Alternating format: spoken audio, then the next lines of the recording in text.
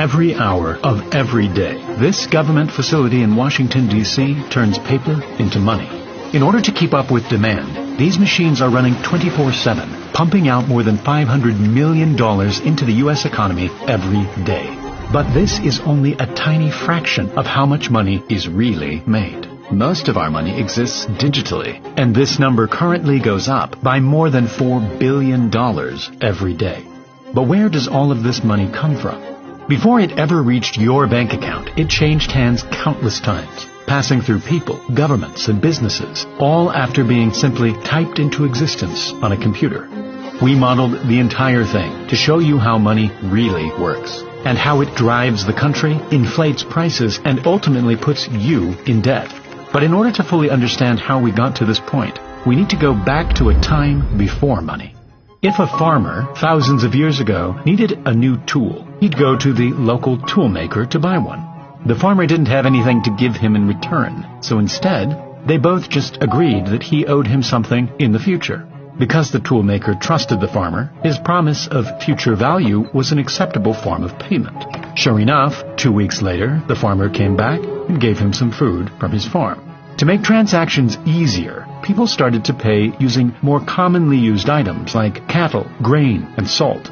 Everyone needed these things, but they were hard to come by, and that's what made them valuable.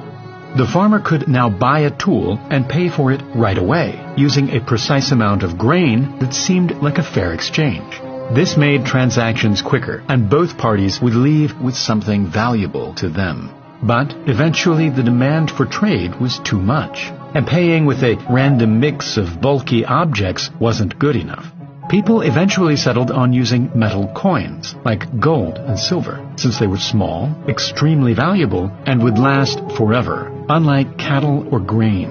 Suddenly, trade around the world opened up, and things were being bought and sold all the way from China to Europe. But traveling with so much gold became heavy and dangerous. This was when the whole idea of money started to change. In 17th century London, trusted goldsmiths started to take in people's gold coins, promising to look after them for a small fee. In return, they would give the customer a piece of paper, a promise note, that allowed them to retrieve their gold at any time. The key to this piece of paper was that the customer could go to any goldsmith in any town and claim back that exact amount of gold. The paper itself had no intrinsic value, but it became as good as gold. The notes were so convenient that people started simply exchanging them to buy and sell things.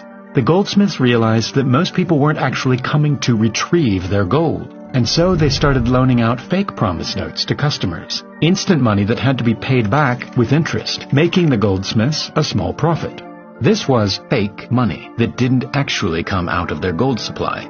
If a goldsmith loaned out 100 coins, they wouldn't become 100 coins poorer. They'd simply write the customer a fake note that was worth 100 coins, which could be spent anywhere.